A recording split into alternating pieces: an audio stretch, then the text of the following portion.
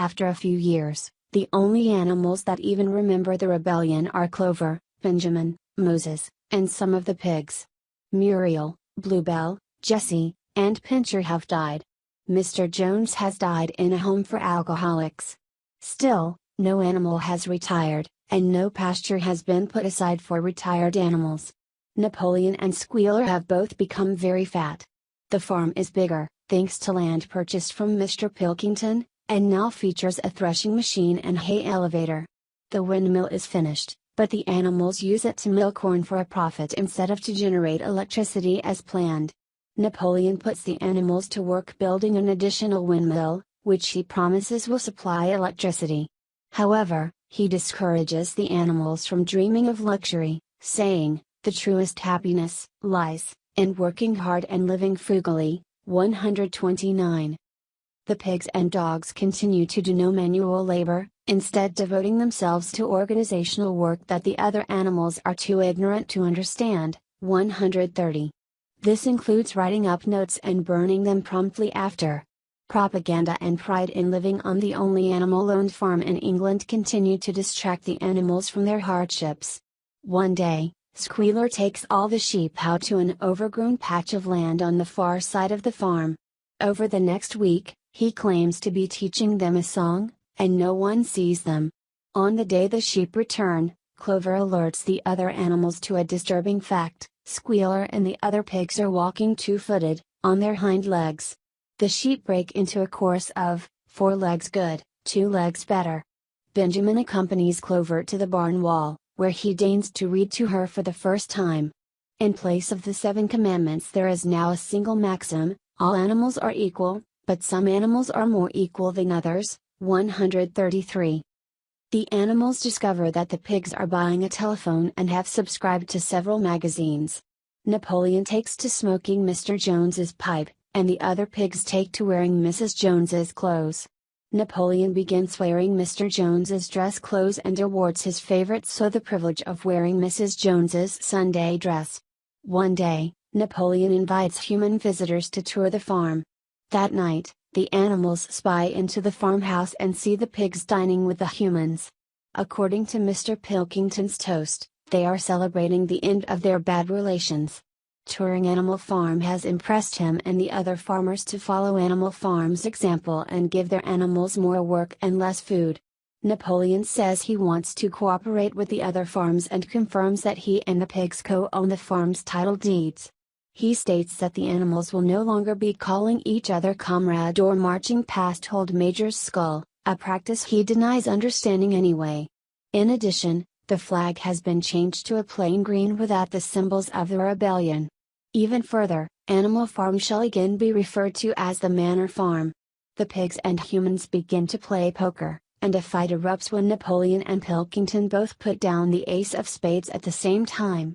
As the animals witness the pigs and humans quarreling over their poker game, they cannot distinguish between them.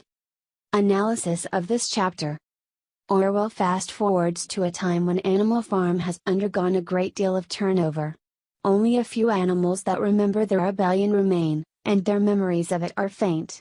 Napoleon has rewritten the animals' history to the extent that they feel they no longer have one. He has also manipulated language to the extent that it is meaningless. We see this reflected in the maxim, all animals are equal, but some animals are more equal than others. The concept of more equal is mathematically impossible, but the animals are too disillusioned and brainwashed to notice. In all the years since the rebellion, not a single animal has gotten the rewards that he was promised or that was experienced so briefly in the days immediately following the rebellion. In history, Chapter 10 corresponds to a time somewhere in the distant future, beyond the realm of Orwell's own experience. It is, therefore, the manifestation of his pessimistic conjectures about the future of totalitarianism. In this chapter, Orwell slowly and firmly crushes our hopes along with the animals. In the end, the pigs have all the tangible fruits of Animal Farm's labor while the animals are left with only empty promises. The windmill, the cause for which countless animals labored and died, has been diverted from its original purpose of supplying electricity. Not even Clover and Benjamin, who are by this time very old, have been allowed to retire. While wearing clothing, Smoking pipes, and eating sugar, Napoleon still has the nerve to tell the animals, the truest happiness lies in working hard and living frugally. 129. It is a harrowing, dystopic future. In the pessimistic vein for which he became known, Orwell imagines a future in which not only the Soviet Union, but also the Allies, become totalitarian. We see this reflected in Pilkington's speech at the banquet. He not only agrees to collaborate with Napoleon, but vows to emulate Napoleon's harsh standards of labor and living on his own farm. In his own toast, Napoleon seals the door on Animal Farm's history and breaks the last ties with its original tenants. He changes the farm's name back to Manor Farm, as though the trials, triumphs, and abuses of the past many years never happened. It is clear that he intends to erase the memory of Animal Farm from history. Stalin and Hitler were both known to do this in educating the youth in their countries. Most likely, the textbooks in Napoleon's schoolhouse will severely skew the truth about Animal Farm, if they mention the name Animal Farm at all. Napoleon breaks the final tie with Major when he denies knowing why the animals march past his skull in ceremonious fashion. He is erasing knowledge not just of the ideas that Major stood for, but also all the things he himself authored. The poker game is multiply symbolic. First, it represents the carelessness with which totalitarian leaders treat their people. The animals are like cards in the gambler's hands, subject to whim and chance. When Napoleon and Pilkington fight over the ace of spades, which proves that at least one of them had a card up his sleeve, they foreshadow the international disagreements and struggles that are sure to follow the temporary post-war peace. In this symbolic meaning, Orwell foreshadows the Cold War even though it did not begin in earnest until after the book was published. Pigs and humans are equals at the table, more or less, and rivals once the game is over. Orwell demonstrates the fact that oppression is cyclical and the oppressed becomes the oppressor when given the chance. By the novel's end, the pigs are indistinguishable from the humans not only in behavior but also in appearance. Their transformation is complete when they adopt two-legged walking. They treat the animals in the autocratic manner of Jones. In this sense, the story has come full circle. The future Orwell creates for Animal Farm does not correspond neatly with Imperial Russia. Before the rebellion, the animals lived under Jones's total control but had the advantage, the bliss, of ignorance. Now they are living under Napoleon's total control, having been enlightened to the possibility of freedom and, it seems, still under the impression that they are free but no longer understanding what true freedom would be. This is consistent with Orwell's belief that 20th century autocrats such as Hitler and Stalin were of a new and more dangerous kind than the dictators of the past. Animal Farm is a warning about autocrats who take over socialist ideals for their own aggrandizement.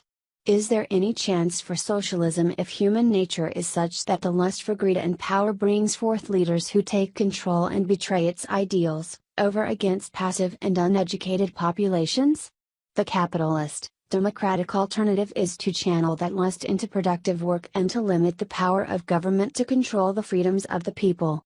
This alternative creates or aggravates inequalities. One might say that there will always be pigs, dogs, horses, cats, and the rest, but is far preferable to totalitarian control.